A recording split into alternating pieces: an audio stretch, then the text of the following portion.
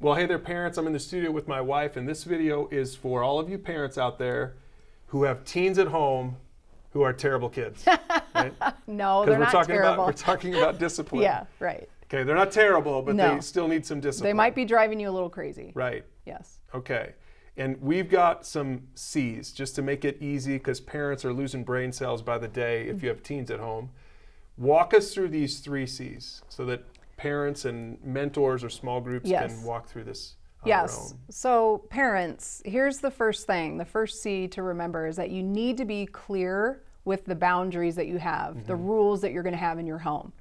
So whether that's what they're watching on TV, whether that's the use of social media, you know, when homework time is, social time, how much sports or other activities do they do, you need to be really clear about the rules in your home. Well, right, because if you're not, then you really don't, it's not fair for you to discipline your kids when they weren't clear on what the problem was, what the boundary was, and what the consequence was. Right.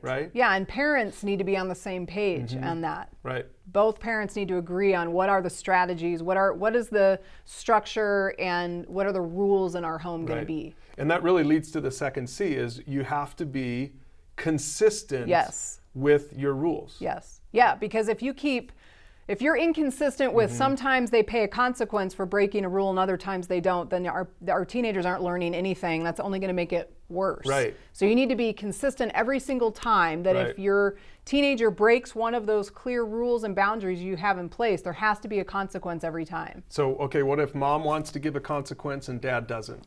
Bad news.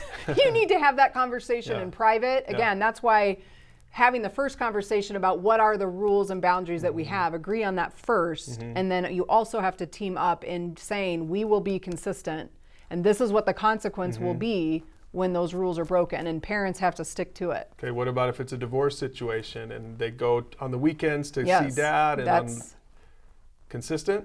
You try to be. I mean, that's where the co-parenting principles come into place. That, the more you can do to be on the same page, even if your kids aren't living in the same home as you are, that'll go a long way to helping your teenager because, again, discipline is for the teen. Yeah. How confusing is that for a kid? He's got rules during the week and no rules during the weekend or whatever.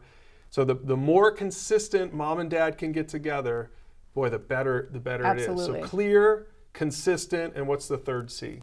Is that it's corrective. Yeah. That the point of discipline, parents, is that we're teaching our kids right and wrong. We're teaching them boundaries, all the things they need to be learning. Because when they go to school, they don't get to just do whatever they want. There's consequences. When they get a job, they're going to have a boss. So the sooner we're teaching our kids that discipline is corrective in terms of it's teaching them the right boundaries to live in. Right. And that's going to help them in their life. So we're doing that in love. It's for their benefit. It's for their growth as an individual. And corrective means it hurts. Absolutely. Not necessarily physically. Certainly with teens, you're not, if you spanked when they were kids, you're not probably going to spank a teen anymore. No. But certainly it's got to send the message to the teen that says, ooh. That they'll think twice before they disobey the rule. Yeah. Maybe I won't do that again. Yeah, for a lot of kids, it might just be, you're not going out this weekend with your friends. Or give me your phone. That's a big one. Yep, that's a the huge consequence needs to sting. It needs to give them pause. Yeah. That before they disobey a rule the next time, they're going to think about, I don't like that consequence. Right. And parents, let me just say, it is your job to discipline. So some of you parents maybe aren't very good at this because you're trying to be your kid's friend. You're not their friend. They'll get over it.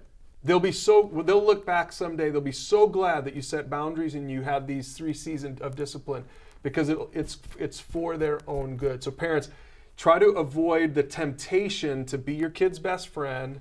Set these rules, do them well, be clear, be consistent, and be corrective in your discipline. It'll pay off in the long run as you parent your teens. Now use the questions below to talk about this with a group or with a mentor, and check out some of our other parenting topics online.